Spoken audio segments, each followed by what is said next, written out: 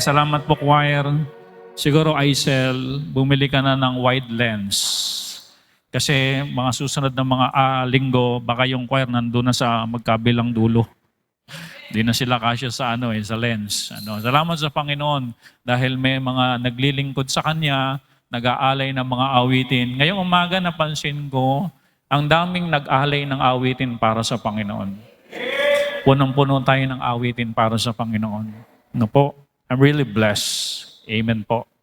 Okay. Ngayon pong umaga, tayo mag-aaral ng salita ng Panginoon at pinag-uusapan natin, part number 2, we need someone beside us. Hindi po ito romantic. Kundi ang ibig sabihin natin dito, kailangan natin ng someone na kapag tayo discouraged, mangi-encourage sa atin. Kailangan natin yung someone standing beside us na kapag tayo lumong-lumo, yung bang tatapikin tayo na ganyan, kaya mo yan. Yung bang pag wala tayong pera, sabihin ipagpipray kita.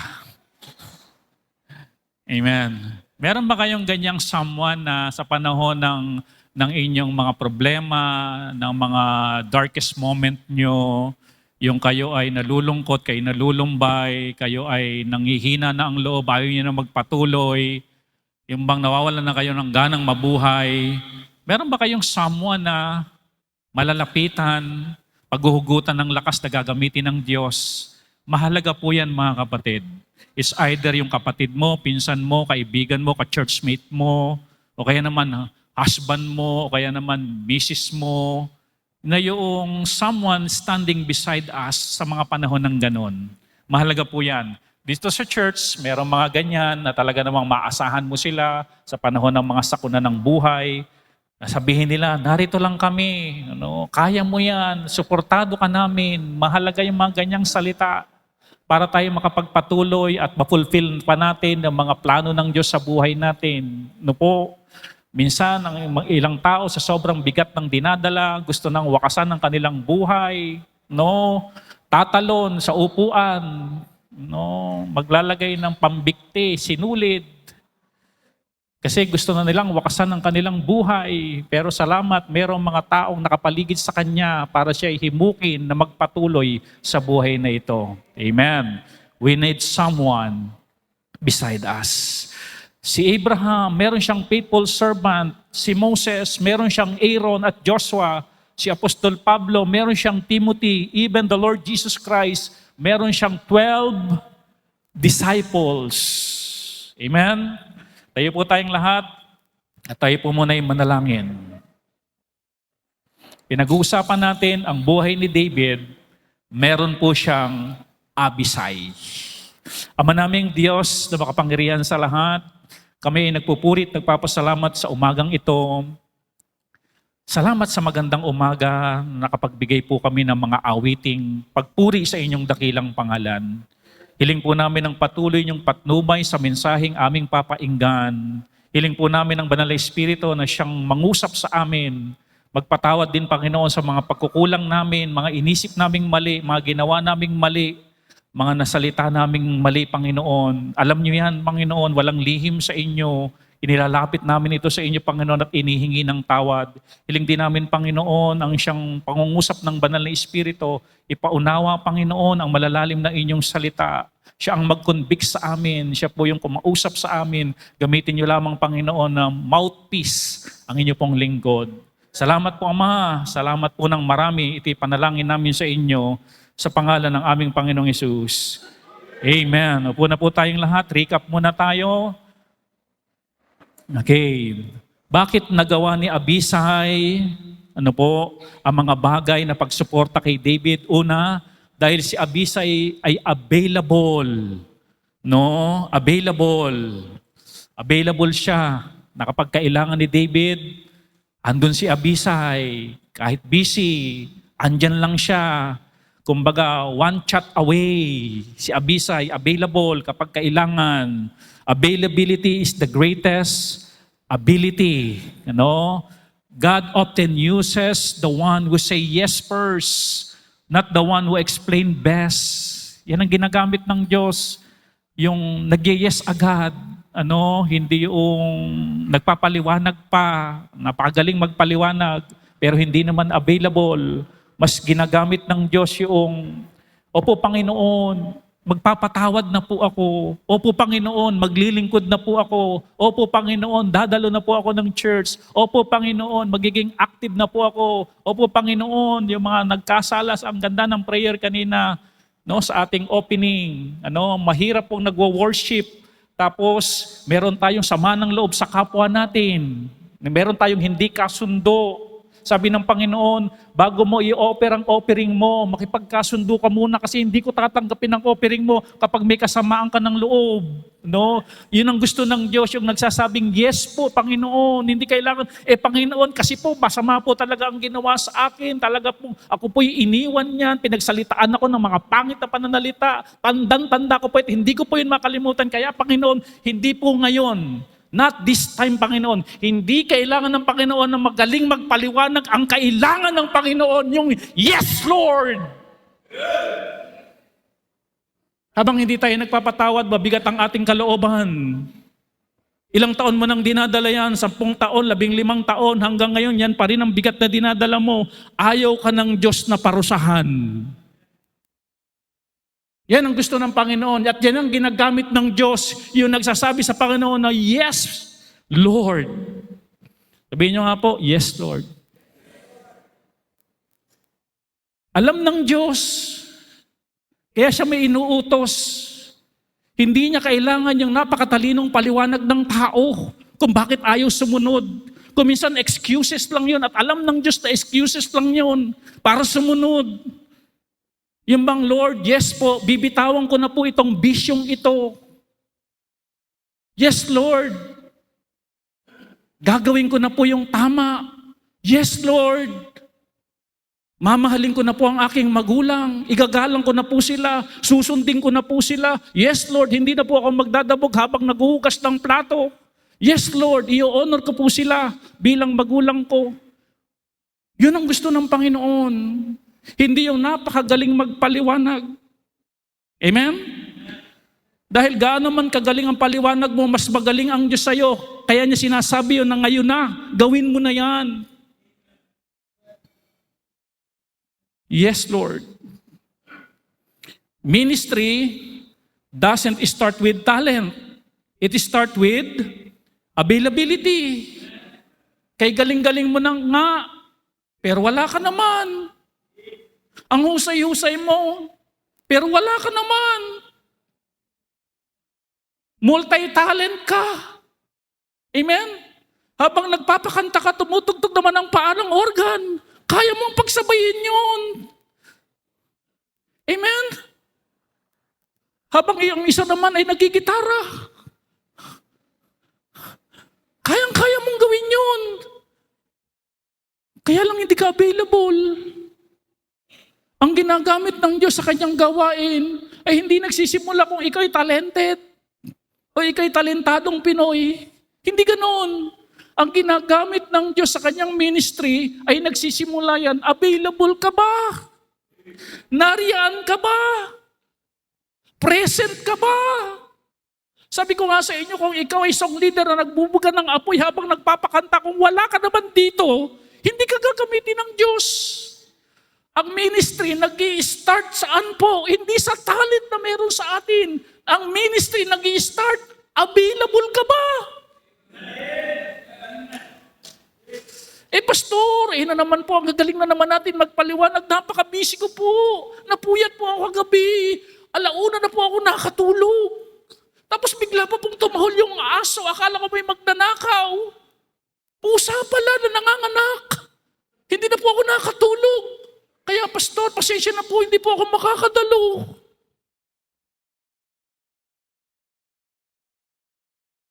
Nung pala, yung isang dumalo dito, hindi talaga nakatulog ng buong gabi at buong magdamag. Hindi talaga nakatulog pero dumalo. Ang plano niya, dito na lang siya matulog.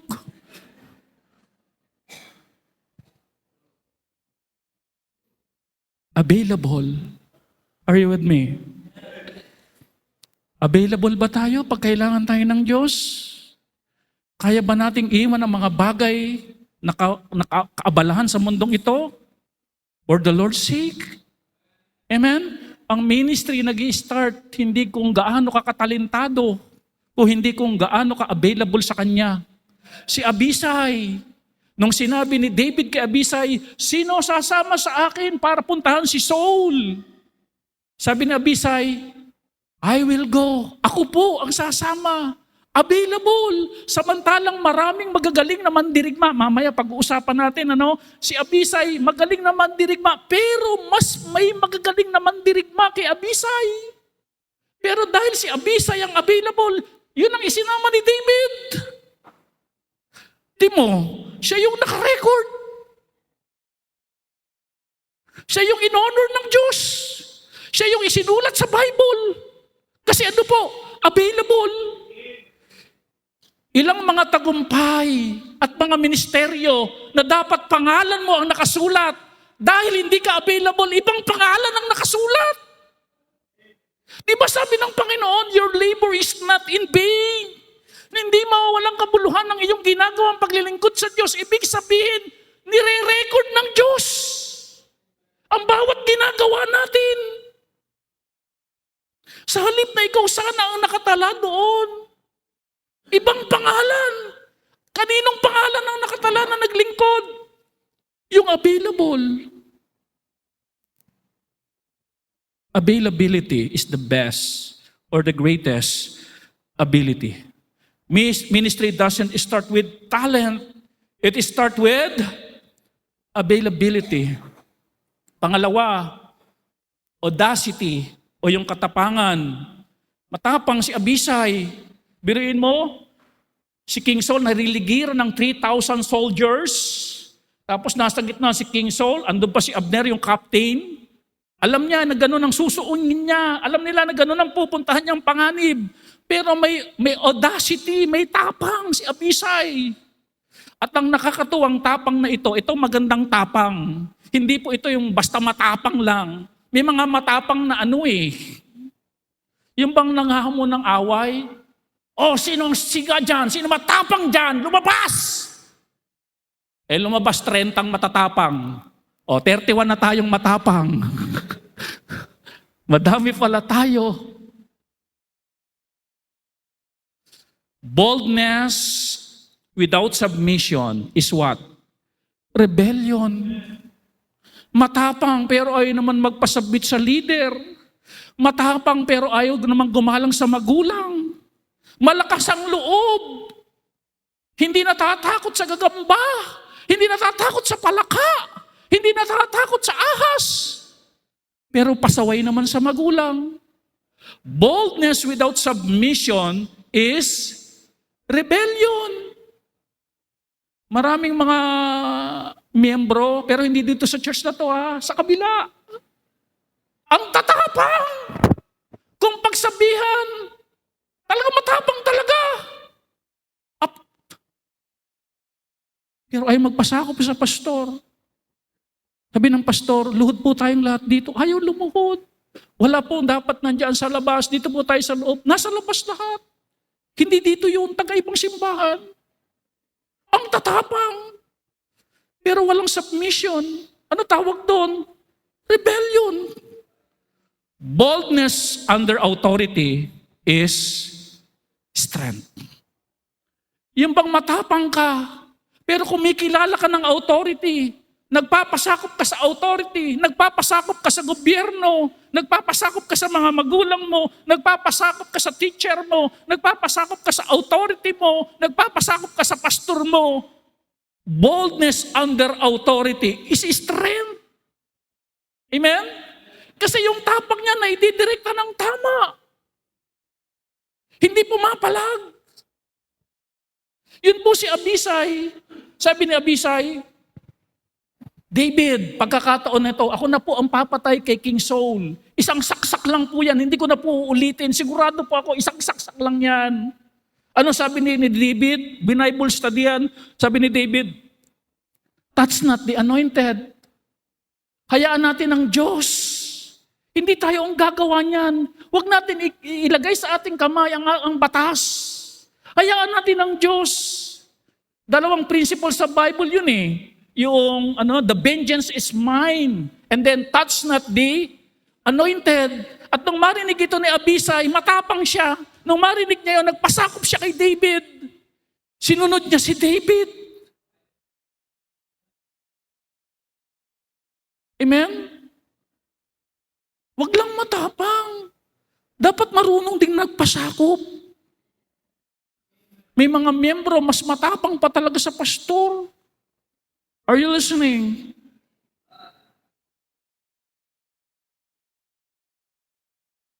Pwede lalo na yung ganun. Pangatlo, adjustment. Submission is not weakness.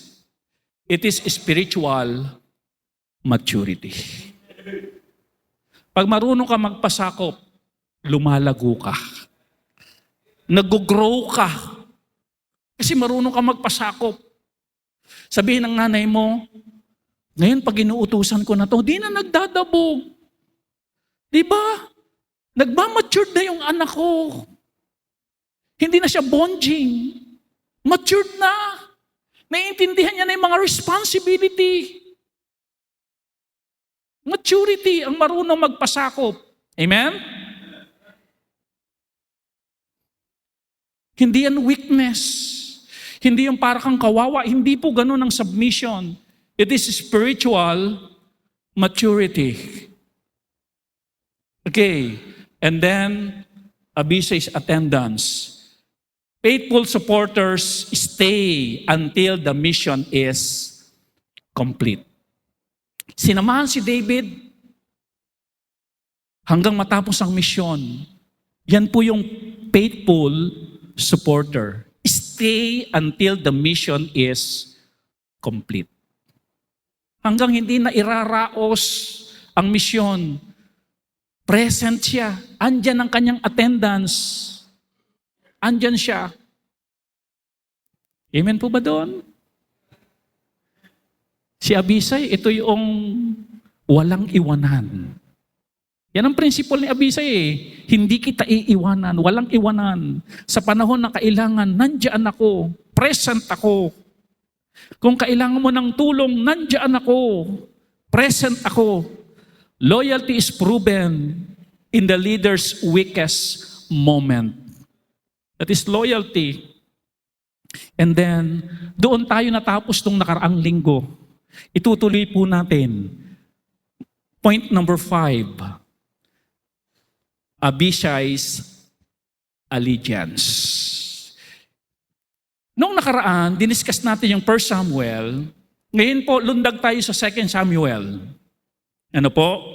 Ito yung someone ni David. Ito yung ginagawa ng someone ni David. Standing beside him.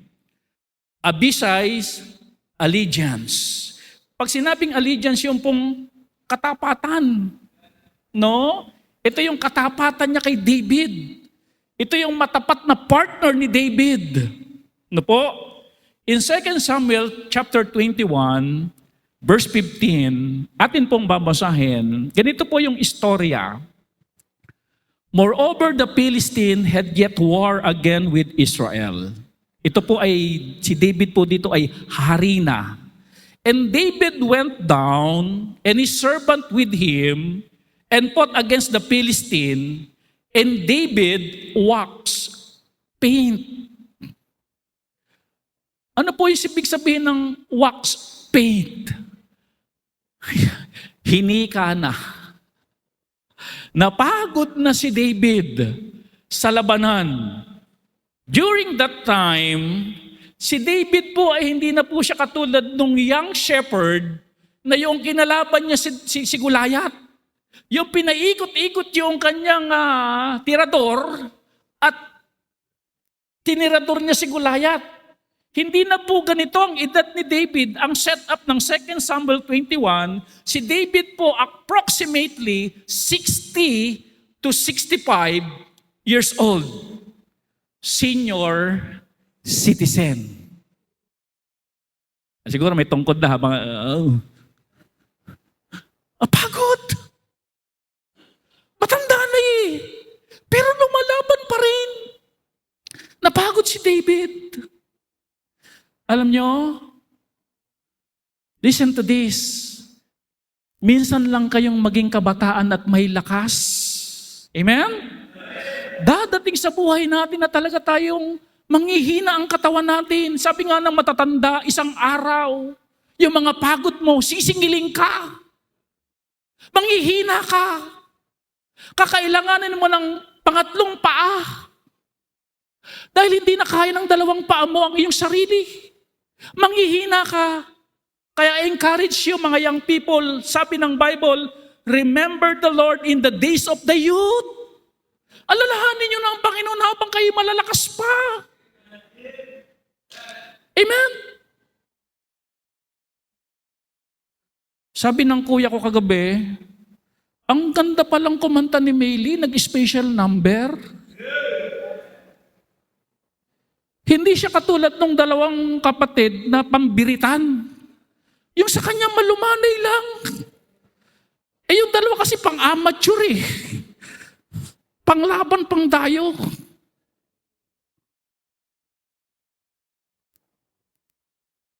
Habang kabataan pa, habang malakas pa, kaya bang bumuga ng alto, ng soprano, ng bass, ng tenor? Keep serving the Lord. Kumisan kapag ka nagkakaedad na talaga, marami nang hindi kayang gawin.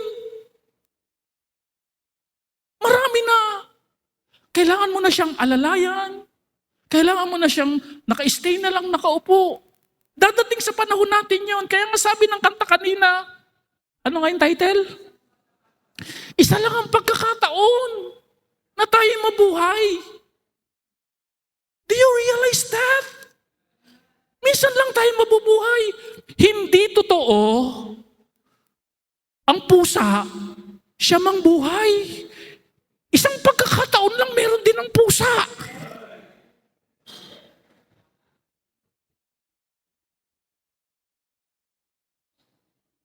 Yung kahapon, hindi na ibabalik. Di ba kanta kanina yon? Yung oras, di na mababalik. Yung kahapon, hindi na mababalik yon.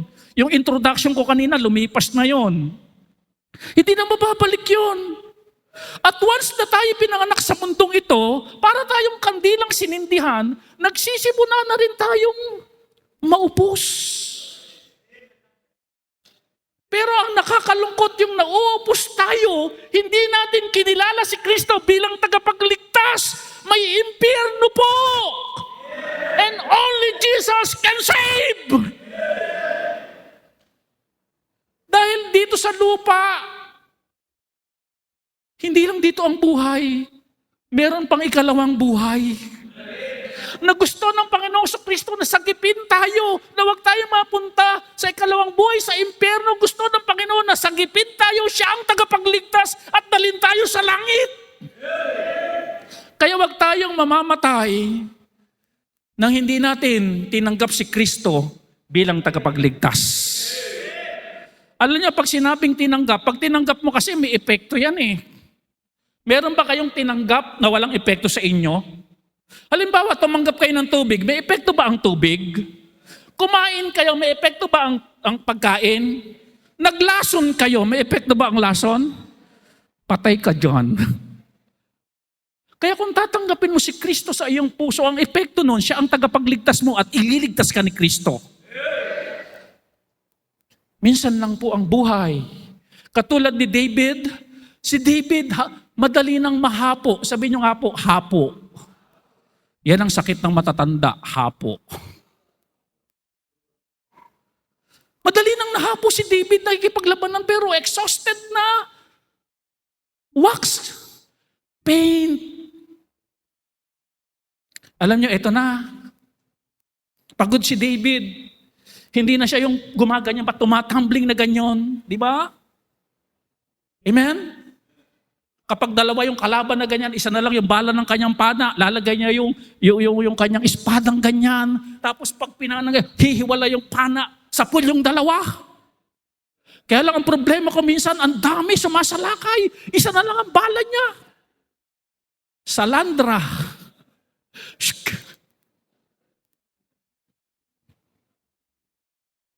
Alam niyo sa Landra? Sa buhangin. Si David, hindi na kasing kisig. Nung dati, nung siya'y shepherd pa, hari na siya. Eh syempre kapag hari ka, marami na rin pagkain. Baka lumaki ng atya ni David. Mahirap na rin yumukok. Nung nakikipaglaban na siya, sabi ng Bible, David waxed faint. And here's Abisai. Amen?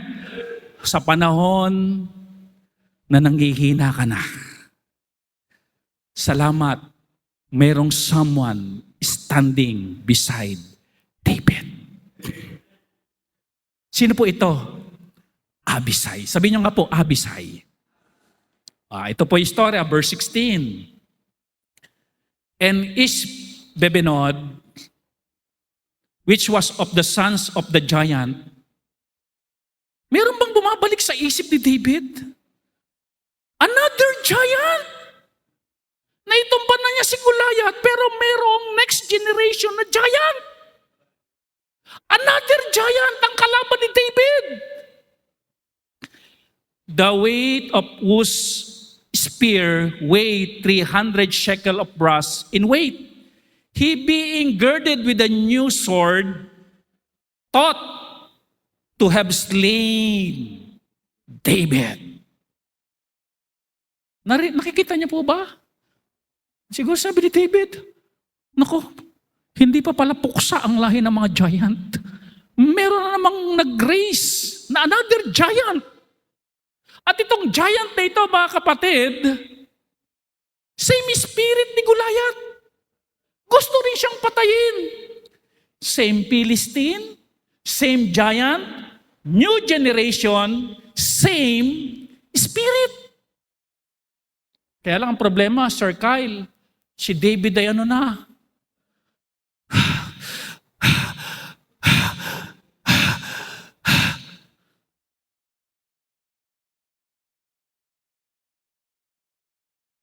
Naalala ko tuloy yung anak ko si Binaya.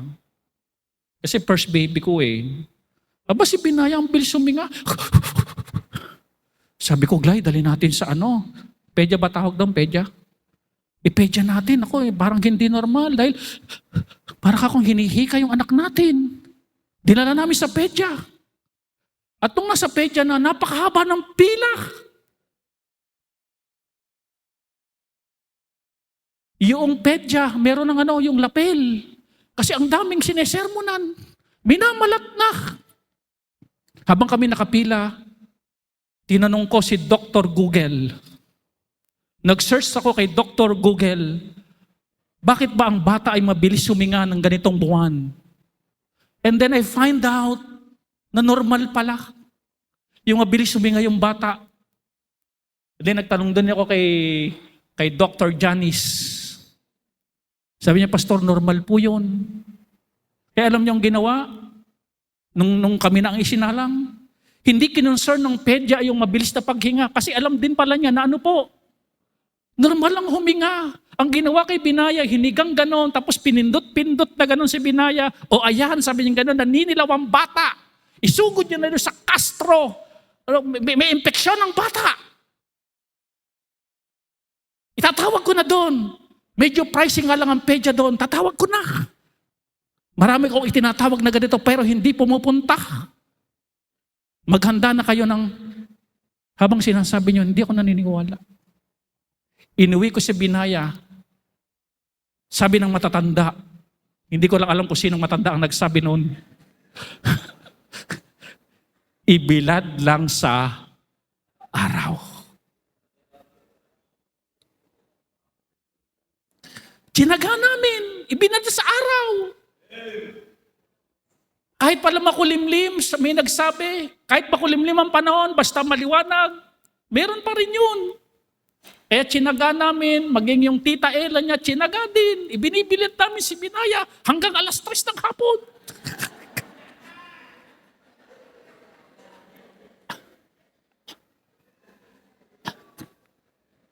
Kasi kulimlim. Kayo naman, iniisip nyo, katirikan ng araw eh.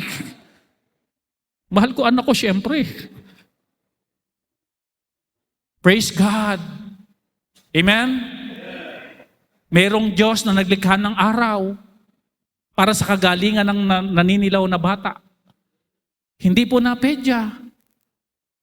Hindi po kami nagastusan. Amen? Sayang, bibili sana ng kotse yung doktor. Hindi natuloy. Amen? Ba't napunta? 65 years old, hinihingal na si David. At ito, ang giant, may threat sa buhay ni David. Giant again. Thought to have slain David. Papatayin si David. Verse 17. But Abishai, amen, the son of Suriah, succored him. Andoon si Abishai. Pag sinabing succored him, tinulungan si David. Hindi nagpatumpik-tumpik nung makita niyang nandyan yung threat sa harapan ni David, papatayin si David. Nakita ni Abishai, tinulungan kagad ni Abishai si David. Yun ang someone ni David. Sa panahon na kailangan ng tulong, tansyado niya. Napagod na itong si David. Kailangan ng help. Alam niyo mga kapatid, ang galing-galing mag-discern ng mga magulang. Alam na alam nila yung anak nilang wala nang ganun. Amen?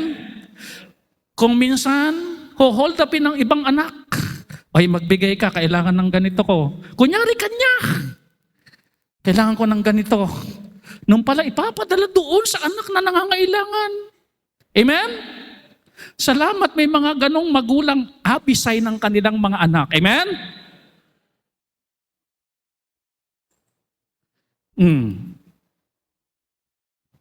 Kaya kung kayo'y hold upin ng inyong mga magulang, alam nyo na ang ibig sabihin nun. Meron siyang gustong tulungan na anak. Amen? Tinulungan. Andong kagad si Abisay. Kumbaga si Abisay, mga kapatid, labanan nito. Nakikipaglaban din si Abisay. Pero yung kanyang isip, nandun kay David. Anong sitwasyon ni David? Again, maraming mighty men si David. Pero ibang isip nito.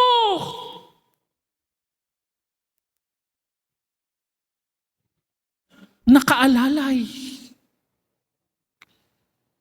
Yan po ang maganda. Yung ikay nakaalalay sa mga weak, magulang mo, mahina na, andiyan ka lang, nakaalalay ka. Oo, busy ka sa trabaho, pero lagi naiisip na kung ano kailangan nito, ganito, ganyan. Ipasyal ko sa Hong Kong, balikan lang.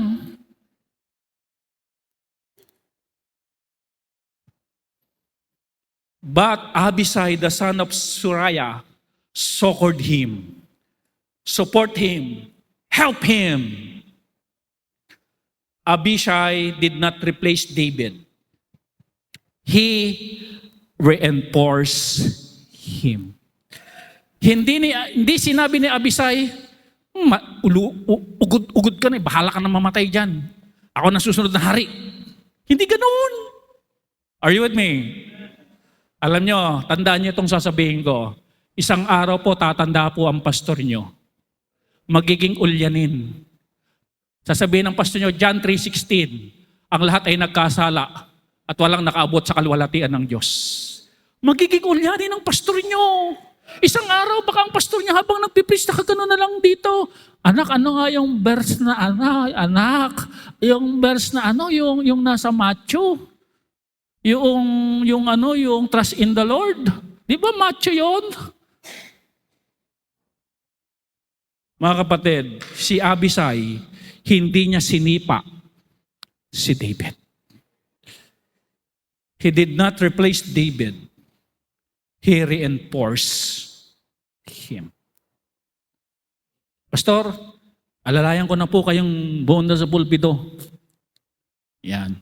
Ibulong nyo na lang po yung preaching, ako na lang po magsasabi para malakas. Amen? Tandaan niyo po ito, tatanda po ang pastor niyo. Someday, hindi na rin kaya yung ginagawa ngayon na habang nagpipreach, tumatalsik ang laway.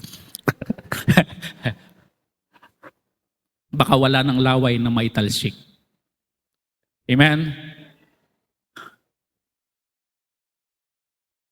But I need an Abisai. I need an Abisai. Be an Abisai to your pastor. Are you with me? Be an Abisai to your parents. They need help. Be an Abisai sa mga kapatid natin na kailangan ng help. Abisai did not replace David. He reinforced. Okay. True helper don't just sympathize. They step in and act. Hindi yung, kawawa naman si pastor. Oo nga, kawawa nga. O kaya naman yung nanay, kawawa naman si nanay. Oo nga, kawawa nga. Pero walang ginagawa. True helper don't just sympathize. They step in and act.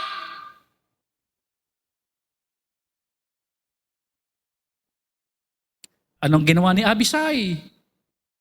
And he smote the Philistine and killed him. Inunahan na ni Abisai. Pasugod pa lang siguro itong giant na ito. Pinuntahan na ni Abisai. Tak, tak, tak, tak, tak, tak, tak, tak, tak, tak. Ha! Patay. Amen? Nakuha nyo? Tak, tak, tak, tak, tak. Ha! Patay.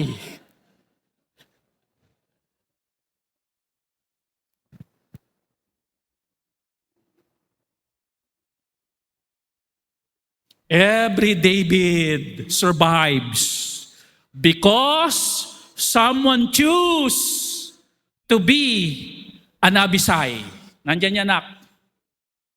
Every David survives because someone choose to be an Abisai. Kung wala si Abisai, patay si David. Walang nakaisip na reinforce si David. Si Abisai lang. Mga anak, naisip niyo ba yan? Kuminsan mga kapatid mo hindi niisip, pero ikaw iniisip mo magulang mo. Ikaw ay Abisai ng iyong magulang. Nag-survive si David dahil pinili merong Abisai. Patay na sana si David kasi timing na timing, di ba Sir Junel, plata na si David. Tapos giant pa to.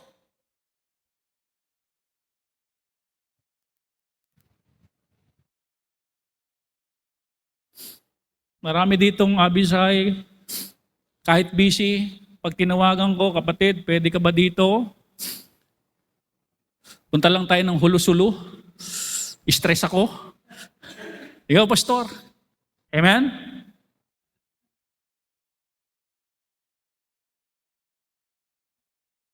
Every David survives because someone choose to be an Abisai.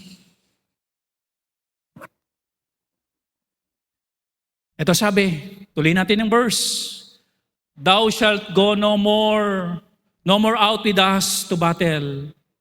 Sabi nila Abisai at saka mga men na nakarecognize ng risk the situation ni David, sabi ng ganon with Abisai, David, King David, huwag ka na pong sumama sa labanan. Huwag na po. Huwag na po. Alam niyo, minsan meron tayong member dito sa church. Sabi niya sa akin, Pastor, bakit po? Huwag na po kayong magpapala dyan sa construction. Hayaan niyo na po yan sa manggagawa. Kayo pa naman itong pag naalikabukan, madalig sipunin. Diba? Tuloy, hindi lang sipon ang hindi lang laway ang tumutulog, pati sipon. Wag na kayong gumaganyan. Are you with me? Na-realize ko lang, salamat may mga Abisai sa church. Pero sabi ko, hayaan nyo na lang po ako ng ganito. Dahil gusto ko rin po mag-exercise. Amen? Kailangan po natin ng Abisay na magpapaalala sa atin na huwag mo nang gawin ito. Risky. Delikado pag ginagawa mo pa yan. Kailangan nating Abisay na concern.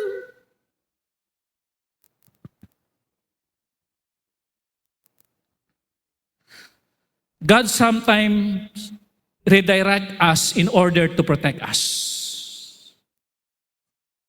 Hindi po nire-reject si David na, hindi ka naman na magaling sa labanan. Hindi ganun yung concern nila.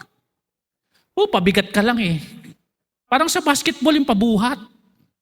Si Lebron naman pabuhat lang doon sa mga kasama. Hindi ganun ang inisip nila. Ang inisip nila, risky, huwag ka na sumama sa battle. Kuminsan ganun, makikinig tayo sa mga ganun-ganun. Yung mga advices na mga ganun. Kapag nire-redirect us, gusto lang ng Diyos na protektahan tayo. Anong dahilan? Bakit ayaw nilang mawala si David? Bilang hari nila, tuloy natin ang verse. That thou quench not the light of Israel. Kasi David, pag nawala ka, mawawala na ng ilaw ang Israel. Ang tingin nila kay David, mga kapatid, ano po? Ilaw, tanglaw. Didilim, David, ang Israel pag nawala ka.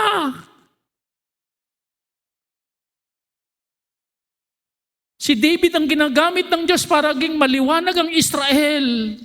At ayaw ni Abisay na mamatay ang ilaw ng Israel. Amen? Pastor, huwag ka na magaganyan.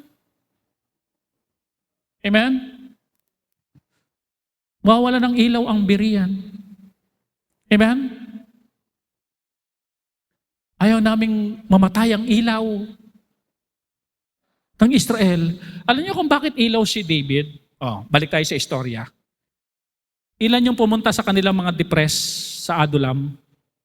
400. Mga walang direksyon, mga may utang. Mga distress. Yung hindi mga kontento. Yung mga problema sa lipunan, yung 400 na yun, pumunta kay David. Ano ginawa ni David?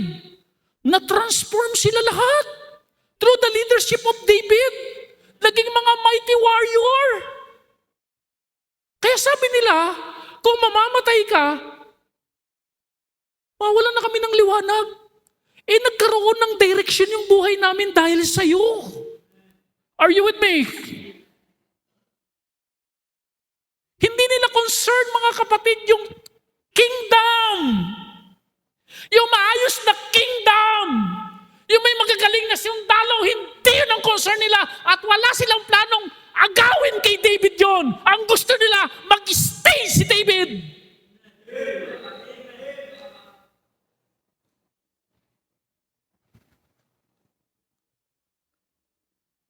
Gusto nila, yung nalalabing buhay ni David, ma-maximize nila na mag-lead pa. Amen? Hindi yung nakikipaghanunan pa. Hindi na, marami na kami dito. Maka-warrior nga kami, tinrain mo na kami. Huwag ka na dyan. Mag-check ka na lang ng attendance sa temple. Ay, sa palasyo.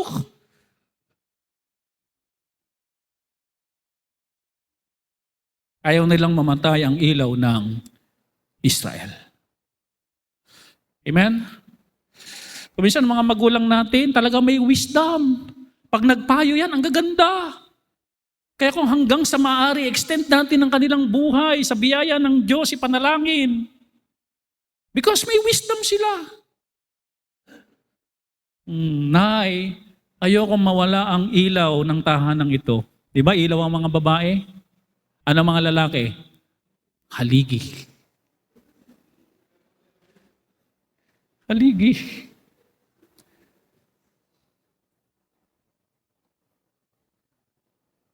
Sa aligan ng katotohanan. An Abisai does not shine. He ensure the light does not go out. Di baling hindi ako yung ilaw.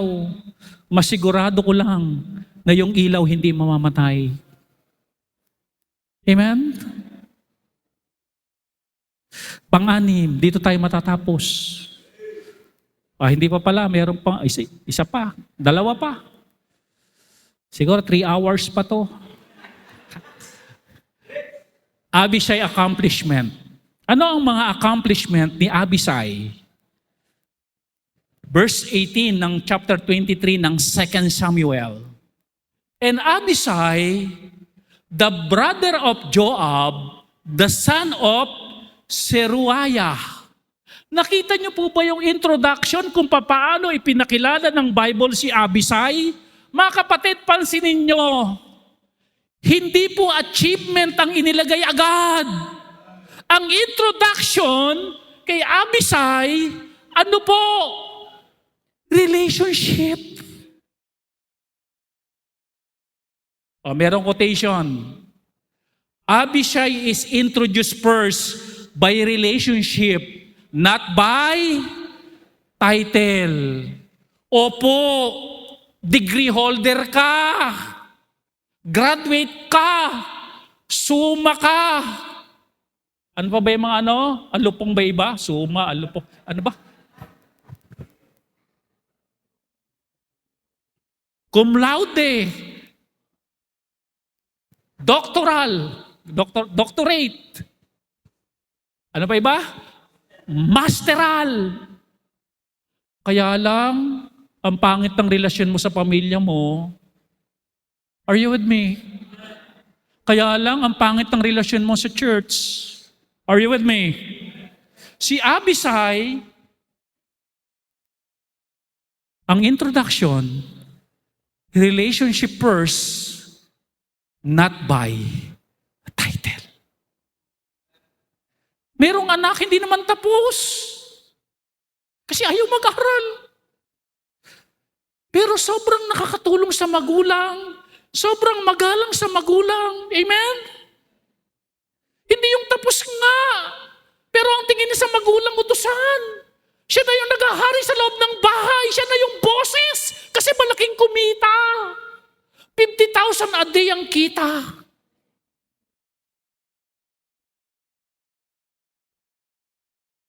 Are you with me? Mga anak, ano man ang inyong marating, honor your parents. Makilala kayo sa relationship, not the title. Are you with me? Secondary na lang yung title na yan. Amen?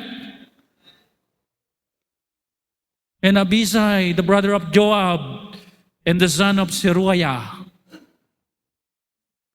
Ano achievement niya? Tsaka na lang nilatag ng Diyos ang kanyang achievement. Pagkatapos ng relationship, yung achievement na ni Samuel, because the greatest achievement, yung maganda relationship mo, amen?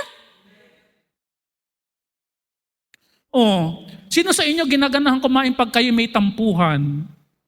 Di ba wala?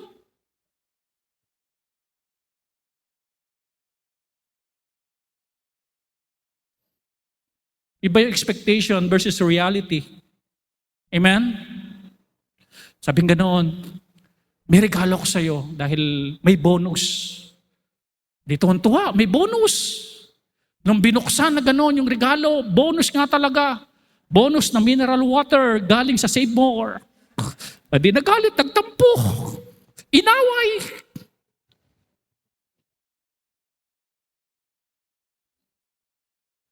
Ito na ang achievement ni Abishai. Was chief among three. Okay, yung pong among three dyan, that is second three. Kasi may first three na warrior, si David. The second three yan ang ibig sabihin. And he lifted up his spear against how many? 300. And he slew them and had the name among three. The second three ang ibig sabihin. Malupit din si Abishai. Gamit lang ang spear. Ewan ko lang kung Britney ito. Gamit lang ang spear, tinumba niya ang 300 Philistine. Ganon kabaksik, ganon ka-warrior si Abishai. At yun ang kanyang achievement. Ni-record sa Bible, in honor ng Bible, achievement ni David. Pang-pito. Abishai's acceptance. Sabi ng verse 19, was he not most honorable of three? Hindi siya yung most honorable. Therefore, he was their captain. Howbeit, he attained not unto the first three. Sir Jonel, ganito ang ipinapakita ng Bible. Si Abisai, hindi siya yung best of the best soldier of David. He attained not. Hindi niya na attain. Hindi niya napuntahan yung first three. Sino po yung first three? Si Adino, 800 na patay by spear.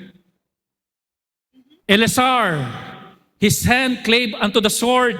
Yung bang sa labanan, kumapit na yung kamay. Si Shammah, he defended the ground. Hindi ka kausap ko, Siri. Lumubay ka. Amen? You see,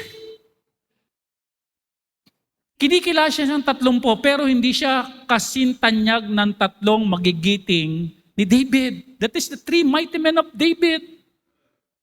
Pero alam niyo mga kapatid, tanggap lang yon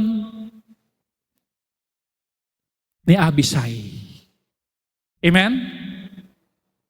Hindi siya after sa posisyon na siya yung maging first 3 ni David. Hindi ganoon. Sabi dito, in God's economy,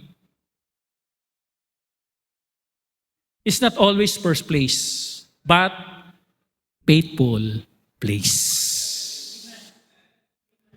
Mga kapatid, ang portion natin, wag yung maging, ako dapat lagi ang una. Dapat ako nasa posisyon dyan. Dapat ako mas magaling. Dapat ako dito. Mabibigo ka pag yan ang lagi mong hinahanap posisyon.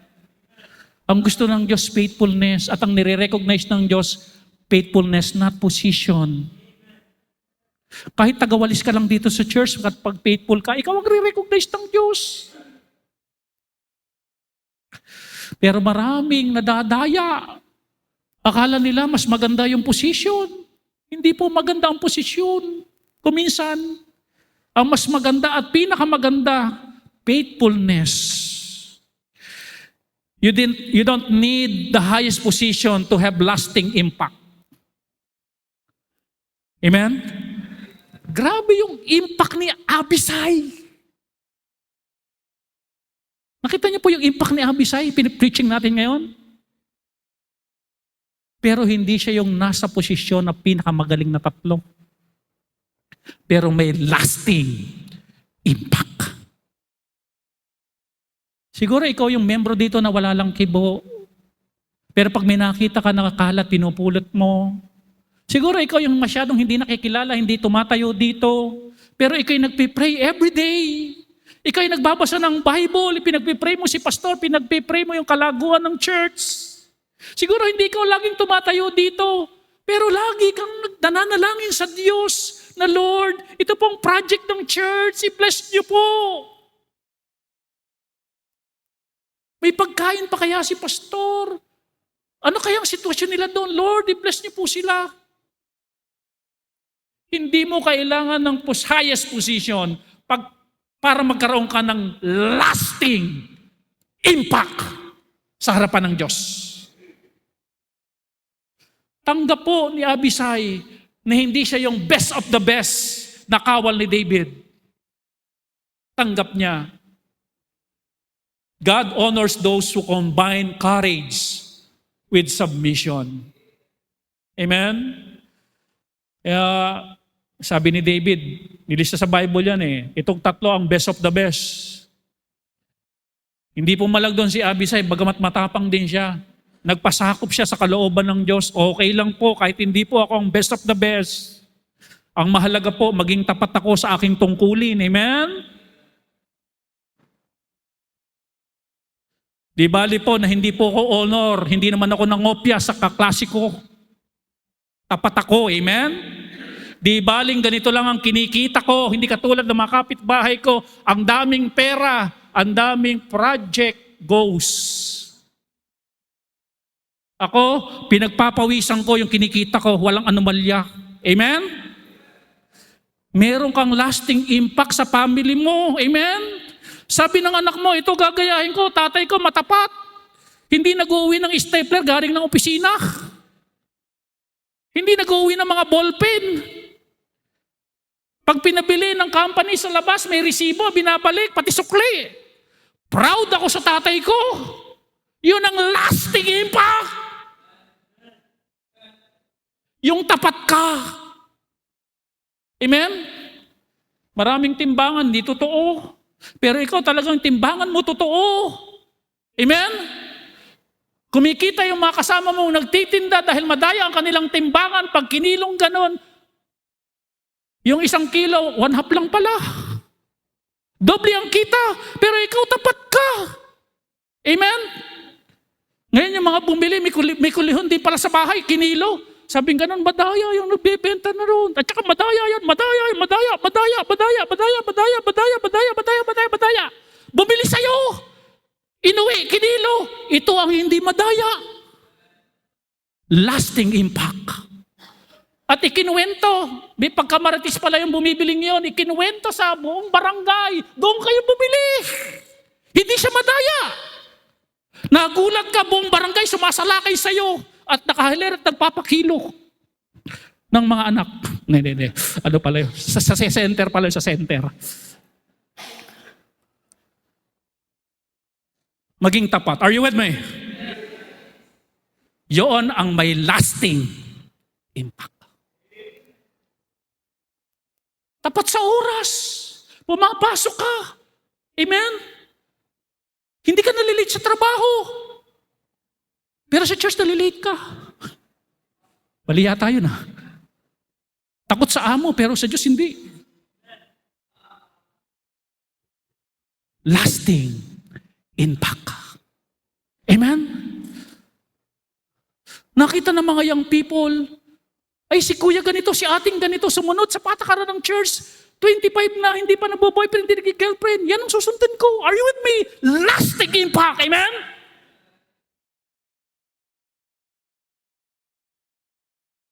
God honors those who combine courage and submission.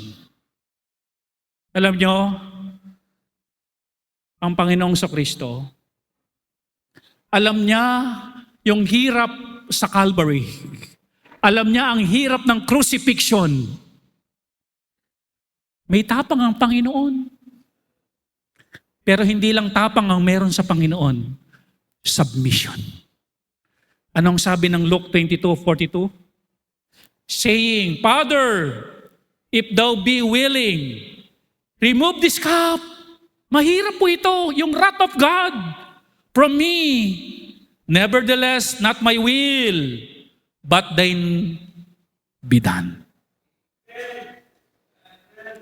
Courage with submission. Ano ang naging impact? Sino mang sumampalataya kay Kristo ay hindi mapapahamak. Kung hindi, may lasting impact, may everlasting life. Our prayer today, Lord, place an abisay beside us and make us an abisay to someone else. Amen? Tayo tayong lahat at tayo po'y mananalangin. O Ama naming Diyos, na makapangyarihan sa lahat. Salamat po sa buhay po ni Abisai. Hindi siya yung best of the best. Tanggap niya yun, walang problema. Hindi siya naghimutok. Kahit di siya napili, okay lang. Mahalaga maging tapat siya sa kanyang tungkulin. Hindi mahalaga kapatid ang posisyon. Ang mahalaga maging faithful member ka ng church. Sa mga bisitang narito ngayon, matapang na may kahalong submission ang ginawa ng Panginoon para siya'y mabayubay sa cross, bayaran ang ating kasalanan, at magkaroon ng lasting impact yung ginawa niya Kasi pag ginawa natin siyang sampalatayanan, magkakaroon tayo ng buhay na walang hanggan. Church, our prayer today, Lord, maglagay ka ng abisay sa aking tabi. Lord, gawin mo kong abisay sa iba. Come on, if that is your prayer, you talk to God.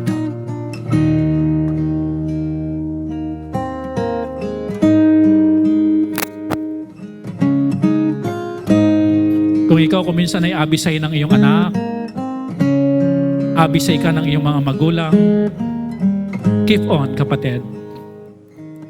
Yung bang lahat hindi na iniintindi ang pangangailangan ng pamilya, pero ikaw nandun, iniintindi mo pa rin.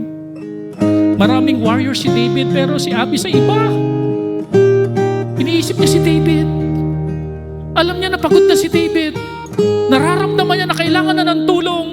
Available siya to help David. Be an Abisay. Marami nangangailangan like David ng ganyan. They need help. They need counsel. Na wag ka na kasi naglalaba. Madudulas ka dyan sa banyo. Wag ka na maglaba. Kami na bahala dyan. Kailangan natin ng mga ganun. Ng mga klase ng mga anak. Ama naming Diyos, salamat po sa inyong mensahe. Bless our prayers. At patuloy kayong mangusap sa mga bisita namin, kilalanin kayo bilang Panginoon tagapagligtas ng kanilang buhay. Salamat po. In Jesus' name we pray. Amen.